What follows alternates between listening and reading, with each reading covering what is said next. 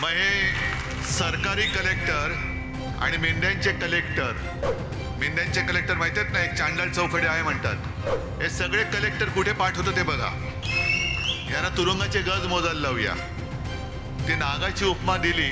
नागाचा कमी काय अपमान करू इच्छित नाही, तर मांडूळ आहे.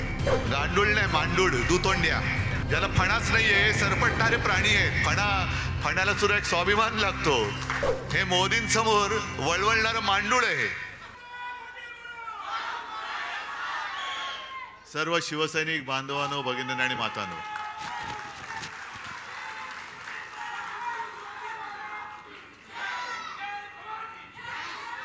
मला असं वाटतं की भाषण करूच नये आणि केवळ घोषणांचाच कार्यक्रम करूया. कारण या नुसत्या घोषणा नाही आहेत, तर तो एक द्वेष आहे, उद्वेग आहे, उत्साह आहे, संताप आहे. पण नुसत्या घोषणा देऊन निवडणुका नाही जिंकता येणार. जसं आता हे मिंदे सरकार करतंय, घोषणांचा पाऊस आणि अंमलबजावणीचा दुष्काळ. आपल्याला नुसत्या घोषणा करून नाही चालणार. राजन, तुम्ही सांगितलं, मी दोघांची भाषणं ऐकत होतो आपल्याप्रमाणे. त्याच्या आधीची भाषणं काही मी ऐकू शकलो नाही. राजेजी बोललेत, आणखीन ज्योतिताई तुम्ही बोलल्यात. प्रत्येकाने आपापले विचार मांडले. पण राजन, तुम्ही जे बोललात ते फार महत्वाचं आहे. दुबार मतदार नोंदणी आणि कलेक्टरना सांगून सुद्धा त्यांनी काही केलं नाही. 3 महिने थांबा. मग हे सरकारी कलेक्टर आणि मेंढ्यांचे कलेक्टर माहिती आहेत ना, एक चांडाळ चौकडे आहे म्हणतात. हे सगळे कलेक्टर कुठे पाठवतो ते बघा. यांना तुरुंगाचे गज मोजायला लावूया. कारण ही काही गंमत नाहीये. हे ठाणं जे उभं राहिलेलं आहे, त्याच्या मागे शिवसेना प्रमुखांचं प्रेम, ठाणेकरांचं शिवसेना प्रमुखांवरचं प्रेम आणि ठाणेकरांची, शिवसैनिकांची मेहनत, अपार मेहनत. ही मेहनत जर झाली नसती तर मेंढ्यांची दाढी उगवलीच नसती. विषय अनेक आहेत आणि संजयने उत्तम भाषण केलेलं आहे. आता उत्सुकता नमक हराम 2 ची आहे. समोर दिसतोय, पण तो जगाला दाखवायचा आहे. फक्त संजय एकच, ती नागाची उपमा दिली. नागाचा कमी काय अपमान करू इच्छित नाही, तर मांडूळ आहे. गांडूळ नाही, मांडूळ, दुतोंड्या, ज्याला फणाच नाहीये, सरपटणारे प्राणी आहेत. फणाला सुद्धा एक स्वाभिमान लागतो. हे मोदींसमोर वळवळणारं मांडूळ आहे. तो उल्लेख केलास ना, दिल्ली समोर लोटांगण घातलं, कारण हे स्वतः सरपट्ट आहे. रोज आपलं घालीन लोटांगण. म्हणजे पॅन्ट तिकडे झालं ती खराब नाही होत, फोन आला कीच खराब होते.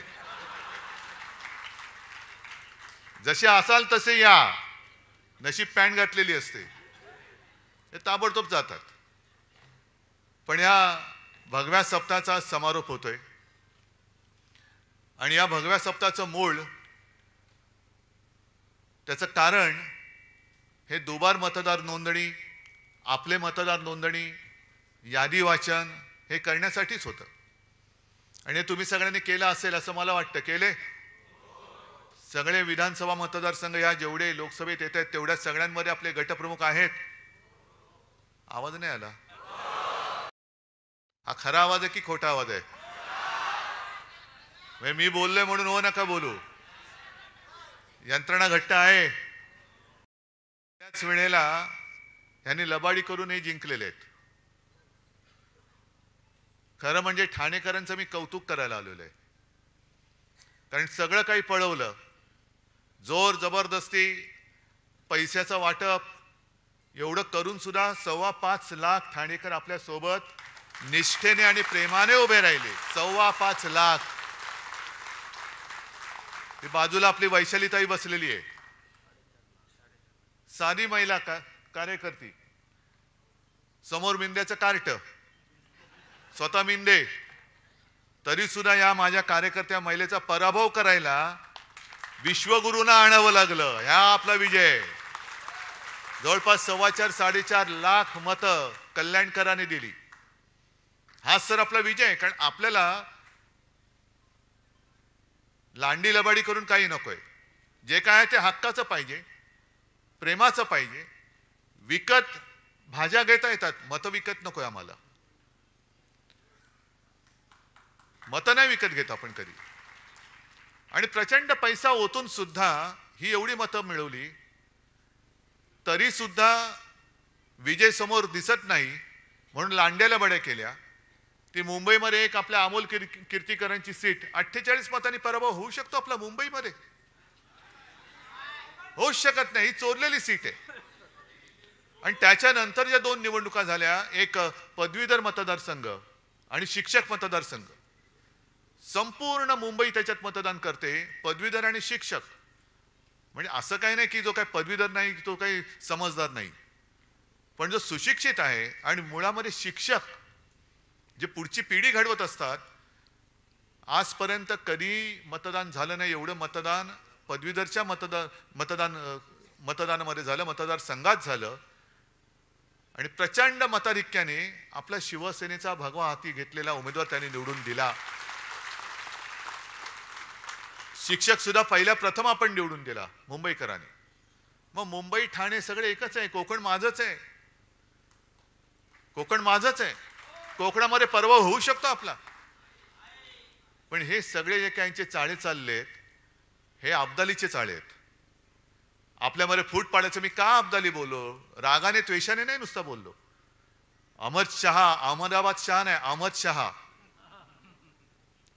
नाही तर कोणतरी म्हणेल अहमदाबाद शहा. तसं नाही. सगळ्या गुजराती लोकांबद्दल माझा राग नाही, पण जे माझ्या महाराष्ट्राला लुटतायत त्या दरोडेखोरांवरती राग आहेच. आणि त्यांना गाडायचं म्हणजे गाडायचंच, कोणत्याही परिस्थितीत गाडायचं. मी काय लेना ना देना. आता परत 16 तारखेला येत आहेत.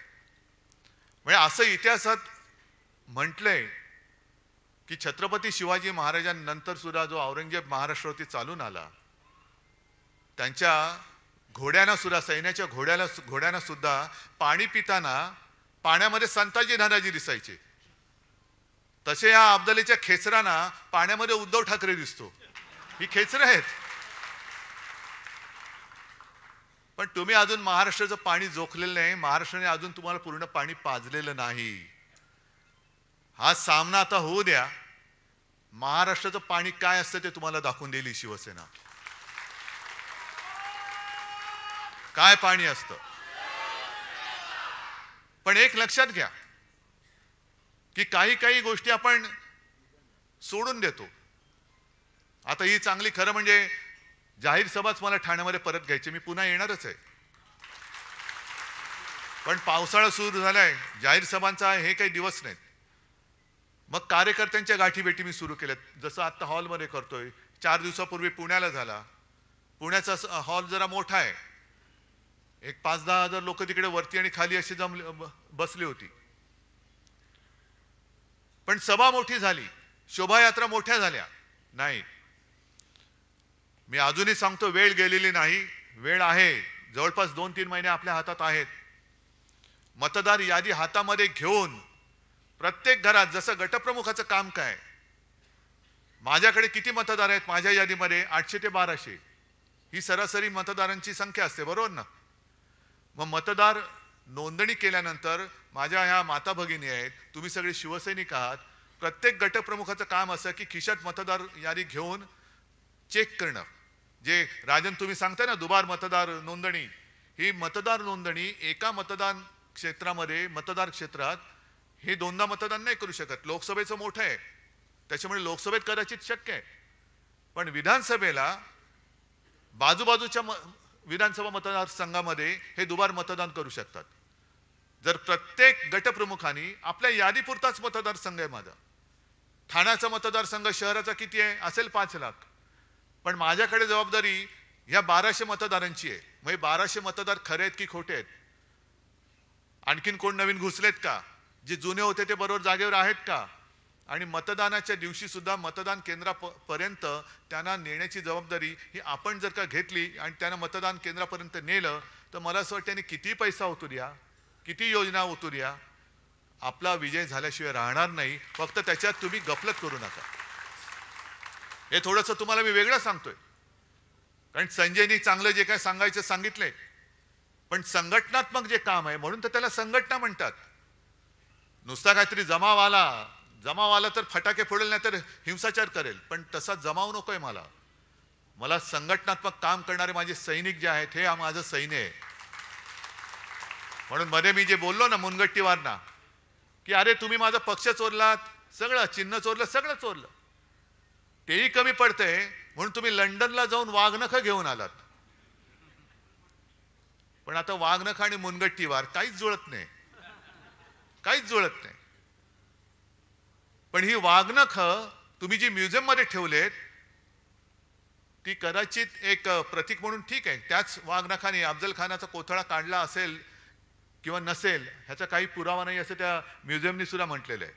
पण महाराज शिवकालीन ते हत्यार आहे, छत्रपती शिवाजी महाराजांनी ते वापरलं होतं, म्हणून त्या वाघनखांबद्दल आम्हाला आदर आहेच. पण आत्ताच्या काळातली वाघनख ही आहेत जे माझे सैनिक आहेत, ही वाघनख आहेत. आणि म्हणून मी अब्दालीला घाबरत नाही. येऊच दे. ज्या ज्या वेळेला महाराष्ट्रावरती संकट आलं तेव्हा जे महाराष्ट्राने एक तेज दाखवलं ते तेज पुन्हा दाखवण्याची वेळ आलेली आहे. आता सुद्धा यांच्या ज्या काही योजना आहेत, 1500 रुपये देत आहेत. अहो 15 लाख देणार होतो तुम्ही, 15 लाखाचे 1500 का झाले? प्रत्येकाच्या खात्यामध्ये भाई और बहनों, जो विदेश में पैसा पड़ा है ना, तो सगळा आणला तर तुमच्या खात्यामध्ये 15-15 लाख रुपये असेच येतील. मग त्या 15 लाखाचे 1500 का केलेत? वरची शून्य कोणाच्या खिशात गेली? मिंध्याच्या. कारण जाऊ तिथे खाऊ हा यांचा धंदा आहे. आज सुद्धा ठाण्यामध्ये ती जी एक योजना आणतात क्लस्टर, चांगली योजना, चांगली आहे. त्या घरांना, तिथल्या लोकांना घरं मिळाली पाहिजेत. पण टांगावा काय करायचा, देखावा काय करायचा की सरकारी योजना आहेच, कंपनी सरकारची आहे, महाप्रीत. पण यांची महाप्रीत यांच्या लाडक्या कॉन्ट्रॅक्टरवरती आहे, लोकांवरती नाहीये. ही जी प्रीती आहे त्यांची, म्हणजे प्रेम आहे, ते कॉन्ट्रॅक्टरसाठी आहे. आणि कॉन्ट्रॅक्टरना ठरवून हे स्त्रियांचे धंदे अनेक वर्ष चाललेले आहेत. जे कॉन्ट्रॅक्टर ठरवणार त्यांनीच टेंडर भरायचं. आता सुद्धा तुम्ही महापालिकेत जाऊन विचारा, ठरलेल्या कॉन्ट्रॅक्टरनाच कामं दिली जातात, दुसऱ्या कोणालाही काम दारामध्ये सुद्धा उभं केलं जात नाही. ही ठाण्याची परिस्थिती आहे. आणि ठाण्याची परिस्थिती महापालिकेची एवढी वाईट झालेली आहे. इथे काही माझे नगरसेवक सुद्धा असतील किंवा ज्यांना महापालिका कळते तेही आहेत. राजनजी तुम्ही सुद्धा आहात, हे राजन इथले राजन आमचे तुम्ही पण आहात, सगळेच महापालिकेत मधली लोक आहेत. ठाणे महापालिकेला कर्जाचे डोहाळे लागलेत, कर्जबाजारी होते. कोणी केली कर्जबाजारी? कुठे गेले पैसे? संपूर्ण जिल्ह्यामध्ये रस्त्यांवरती खड्डे, राज्यभर खड्डे, खड्डेच खड्डे. म्हणजे सगळीकडे खड्डे पाडून वरती आमच्यावरती बोटं दाखवली जात आहेत. ह्यानी घोटाळा केला, ह्यानी घोटाळा केला. अरे 3 महिने थांबा. तुमची सगळी जी काही मित्र परिवार आहे, होय मित्र परिवार आहे, तो आम्ही उघडा केल्याशिवाय राहणार नाही. हे आज त्यांना मी इशारा देतोय. तुम्ही करा. तुम्हाला जर वाटत असेल की तुम्ही घोटाळे करताय पण आमचं लक्ष नाही, आमच्याकडे आम्ही सुद्धा 2.5 वर्ष, मी स्वतः मुख्यमंत्री होतो, गेल्या अनेक वर्ष महापालिका ही शिवसेनेच्या ताब्यात आणि याही पुढे राहणार आहे. ठाणा काय, मुंबई काय, इतर सुद्धा. त्याच्यामध्ये त्या महापालिकेमध्ये सुद्धा जी काही लोक अधिकारी आहेत, ज्यांना जनतेबद्दल प्रेम आहेत, ते बरोबर माहिती आमच्याकडे देत असतात. हे जरा निवडणूक होऊ द्या, मग बघा आम्ही काय करतो ते. जरा होऊ द्या. पण सगळीकडे वाट लावून टाकतायत. आणि म्हणून मी तुम्हाला एक प्रश्न विचारतोय की तुम्हाला आपल्या राज्याचं मंत्रालय मुंबईत हवंय का अहमदाबादमध्ये? आपल्या राज्याचा कारभार मुंबईतून चालला पाहिजे का दिल्ली का अहमदाबाद मधून? लोकसभेची निवडणूक होती, ती देशाच्या लोकशाहीचा गळा घोटणारी एक निवडणूक होती. जर आता आहे शेपटावरती निभावलंय अब्दालीच्या, आता बरचसं आपण आटोक्यात आणलेलं आहे. आता मनमानी नाही करू शकत ती लोक. पण तशीच ही लढाई म्हणजे लोकशाहीच्या शत्रूशी लढाई ही आपल्या लोकसभेची होती, तशीच ही येणाऱ्या विधानसभेची लढाई शिवसेना विरुद्ध गाडले गेलेच पाहिजेत. पण महाराष्ट्र द्वेष्ट्यांबरोबर आपली लढाई होणार आहे. महाराष्ट्र द्वेष्टे जे माझ्या फिकेला लावू पाहत आहेत. म्हणजे मराठी माणूस कसा ताठमानेने उभा राहिला नाही, ताठमानेने उभा नाही राहायचं. हातात भिकेचा कटोरा घे आणि मोदींसमोर खाली मान घालून उभे राहा. हे नाही संत हे नाही आम्हाला शिवरायांनी शिकवलं ना, आमच्या शिवसेना प्रमुखांनी शिकवले. हे बाळासाहेबांचे विचार असूच शकत नाही. महाराष्ट्राची वाताहत झाली तरी चालेल, पण तिकडे दिल्लीमध्ये जाऊन लोटांगण घाल हे बाळासाहेबांचे विचार नाहीत. आणि या विचारांचे जे कोणी तोते असतील, या तोत्यांची वळवळ ही या निवडणुकीत आपल्याला पूर्ण थांबवावीच लागेल, पूर्ण थांबवावी लागेल.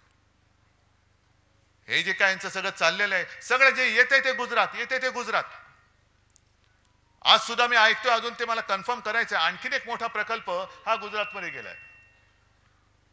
म्हणजे आम्हाला तुम्ही भीक देताय, माता भगिनींना 1500 रुपये भीक देताय तुम्ही आम्हाला. मुलाबाळांनी काय करायचं? आम्हाला हक्काचं पाहिजे. शेतकरी सुद्धा त्याच्या हक्काचं मागतोय, भीक नाही मागत. मी सुद्धा ग्रामीण भागात फिरतो, तुम्ही सुद्धा ग्रामीण भागात फिरत असाल, जा शेतकऱ्याला विचार, तुला घर बसल्या फुकटचे पैसे पाहिजेत का तुला तुझ्या कष्टाचे पाहिजेत? शेतकरी सांगेल मी स्वाभिमानी आहे, मला कष्टाचा पैसा पाहिजे, त्याच्या पलीकडे मला एक सुद्धा भिकेचा पैसा नकोय.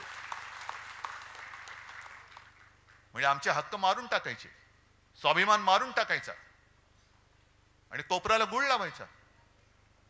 ज्या वेळेला एका पाठोपाठ एक प्रकल्प गुजरातमध्ये चालले होते, तेव्हा हेच मिंदे बोलले होते, काळजी करू नका, मोदीजी बोलले ह्याच्यावर मोठा प्रकल्प तुम्हाला देतो. किती मोठा प्रकल्प दिला?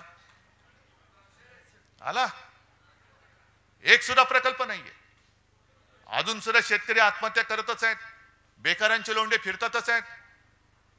आणि जी लाडकी बहीण योजना काढले, मी एका म्हणजे संभाजीनगरमध्येच एका शेतात उतरलो, शेतकरी आले सगळे, दादा तुम्ही आमच्यासाठी देव आहात. म्हटलं जाऊ रे बाबा, मी देव बिव नाही, मी तुमच्यासारखाच आहे ना, तुम्ही आमचं कर्ज माफ केलं. म्हटलं ठीक आहे, आशीर्वाद असू द्या. मग तिकडे काही महिला शेतात काम करत होत्या. म्हटलं काय ताई खुश आहात ना? ती काम करत होती बिचारी. तुला का? म्हटलं नाही 1500 रुपये मिळत आहेत. तुला काय 1500ने घर चालतंय वय? 1500ने काय होते? बाजूला तिचा छोटा पोरगा होता, 1500 रुपयात मला म्हणाली काय ह्याच्या शाळेची सोय होते? म्हटलं कुठल्या शाळेत जातोय? तुला ऍडमिशन घ्यायला पैसे नाही येत, 1500 रुपये घेऊन करू काय? कोणाच्या उरावर घालू? पण एक समाधान मला वाटलं की माझ्यासोबत सगळे अंबादास दानवे आणि संभाजीनगरचे कार्यकर्ते होते. त्यांच्या मुलाला एका शाळेत ऍडमिशन मिळवून दिली, त्याच्या शिक्षणाची सोय केली, ह्याचं मला समाधान आहे. पण अशी कितीतरी मुलं राज्यभर आहेत. काय 1500 रुपयाने काय होणार आहे? वह्या पुस्तकं येणार आहेत?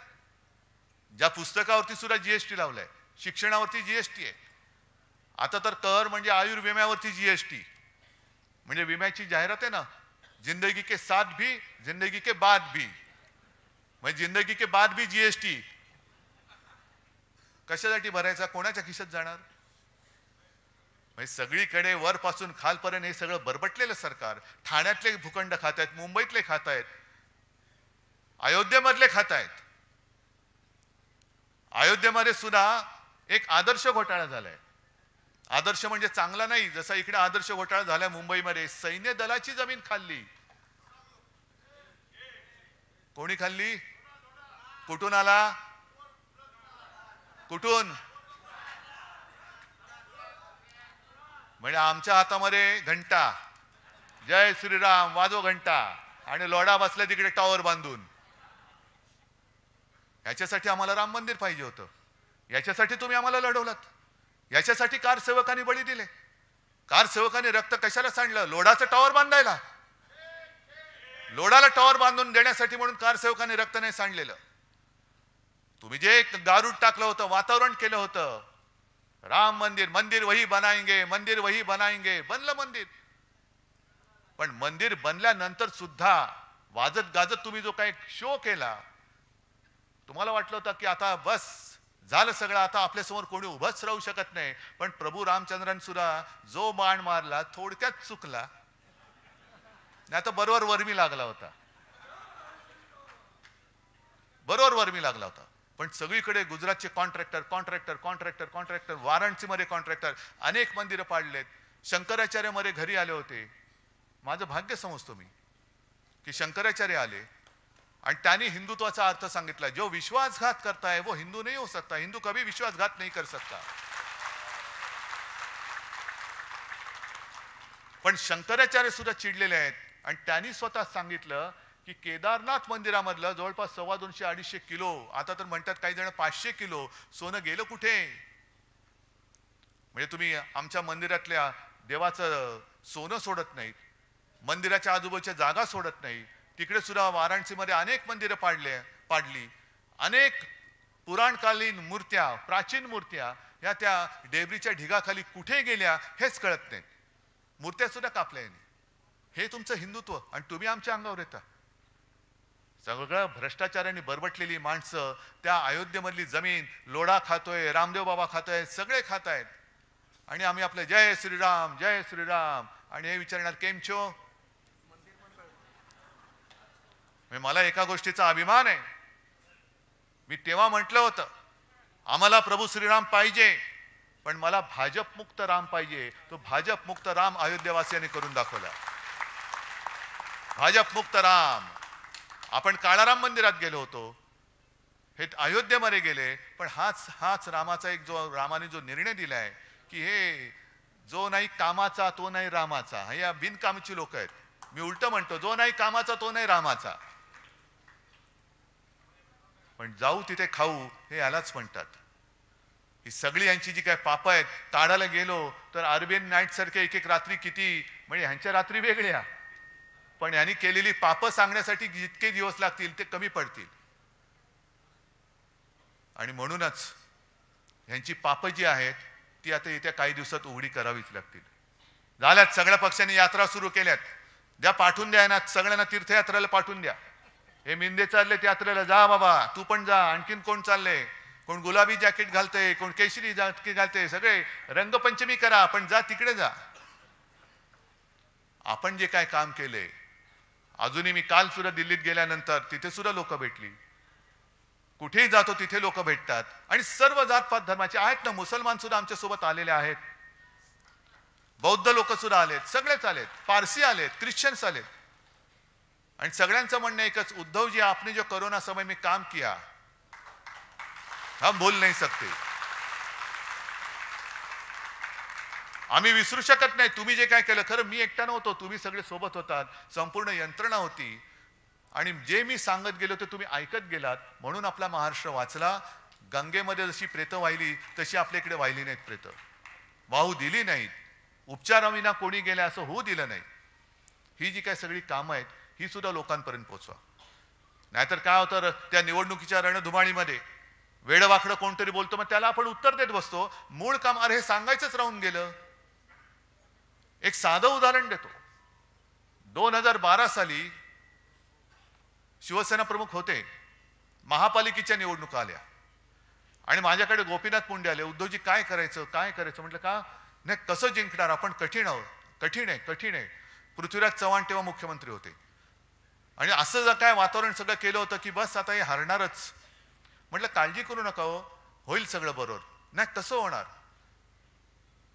म्हटलं जरा थांबा. आणि मग मी माझे मित्र, कारण मी जाहिरात क्षेत्रातला आहे, माझे मित्र सगळे जाहिरात कॅम्पेन करणार आहेत. मग तो एक दिवस माझा मित्र आला, मला म्हणाले उद्धव एक कॅम्पेनची आयडिया आले, घेऊन येऊ का? म्हटलं घेऊन ये.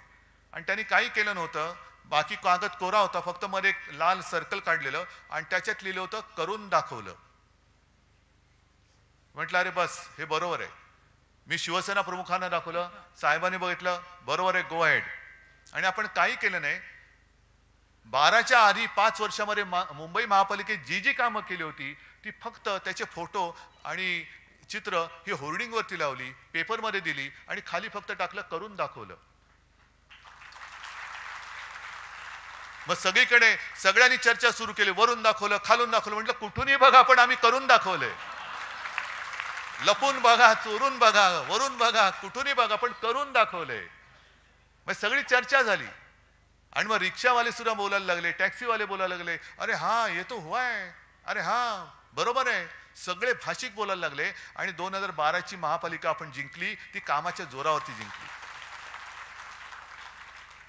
मुळामध्ये काय, हातामध्ये तलवार आहे, बरोबर आहे, तलवार पेलाला मनगट पाहिजे, पण मनगटापेक्षाही मन पाहिजे. जर हातात तलवार आहे पण लढायची जिद्दच नसेल तर तलवार काय करणार? तलवार काय करणार? मन पाहिजे, होय मी जिंकणारच. म्हणून मी जे काय बोललो रंगशारदामध्ये, लढायचं कसं? तर लढायचं या जिद्दीने लढायचं की लढाई आहे, ही निवडणूक ही लढाई आहे आणि या लढाईमध्ये ह्याच ईर्षेने उतरायचं. एक तर तू राहशील ना तर मी राहीन. मी परत बोलतोय. आणि तू आणि मी म्हणजे मी उद्धव ठाकरे एकटा नाही, मी म्हणजे तुम्ही महाराष्ट्र प्रेमी, शिवप्रेमी, शिवसेना प्रेमी, बाळासाहेब प्रेमी. आणि तू म्हणजे महाराष्ट्राला लुटायला आलेला दरोडेखोर. तू म्हणजे त्या दरोडेखोरीच्या पाय चाटणारा गद्दार मांडूळ. बा आता लोक म्हणतील हे याने एकदा ढेकून म्हणतात ना मांडूळ. अरे मी जीवप्रेमी आहेच. मी जंगल वाचवायचं काम केलं होतं. तुम्हीच जे आरे होतं, अरे मी वाचवत होतो, तुम्ही आलात आणि ते आरे कापून टाकलं. मग करू काय? त्याच्यामध्ये काय काय प्राणी राहतात हे तुम्हाला सांगितलं, नाव दिल्याशिवाय तुम्हाला कळणार कसं ते? मांडूळ म्हणजे काय? मिळेल आरे मध्ये जा बघ. ढेकूण नाही मिळणार कदाचित, कारण ढेकूण रक्त शोषतो. रक्त शोषणारी अवलादी आमची नाहीये, अजिबात नाही. मांडूळ सुद्धा आमच्याकडे नाही. आम्ही जे करतो ते खुलेआम करतो. चालून जायचं तर छातीवरती समोरासमोर पाठून वार करणारे नाहीत आम्ही. आणि हे सगळं जे काय करायचंय त्या विधानसभा निवडणुकीत करायचंय. ही जी लोकसभा झाली, लांबली किती 5 टप्पे. काय तुम्ही काय क्रिकेट खेळताय टप्पी टप्पी बॉल टाकून? सरपट्टी टाकताय? 5 टप्प्यात महाराष्ट्राची निवडणूक. पण आता मला कळतंय, कानावर येते की कदाचित नोव्हेंबरमध्ये निवडणूक घ्यायचं यांचं घाटते. का? तर लाडकी बहीण या योजनेचे किमान ऑगस्ट, सप्टेंबर, ऑक्टोबर, नोव्हेंबर म्हणजे 4 हप्ते जर का महिलांच्या हातात गेले तर त्यांचा विश्वास बसेल की हे देतात बुवा. हे देणारी लोक नाहीये. ही अशीच एक योजना सुशील कुमार शिंदेनी केली होती. एक कधीची 2004 किंवा तेव्हाची निवडणूक असेल, मला आठवत नाही. संभाजीनगरमध्ये आपल्या कार्यकर्त्यांचं शिबिर होतं आणि शिवसेना प्रमुख बोलून गेले की माझी म्हणजे शिवसेनेची सत्ता आली तर मी शेतकऱ्यांचा कृषी पंपाचं वीज बिल माफ करून टाकेन. सुशील कुमार शिंदे बसले होते, आता आपल्या सोबत आहेत. पण त्यांनी काय केलं? मुख्यमंत्री होते, ताबडतोब योजना अंमलात आणली. शेतकऱ्यांना 0 रकमेची बिलं पाठवायला लागले. शेतकरी खुश झाला, हे देत आहेत तर ते कशाला पाहिजे, हेच देत आहेत. परत निवडून दिलं काँग्रेसला.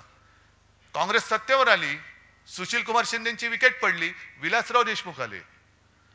आणि विलासराव देशमुख सत्तेवरती येताच क्षणी पुढच्या महिन्यापासून दामदुपटीने बिल पाठवायला लागले शेतकऱ्यांना.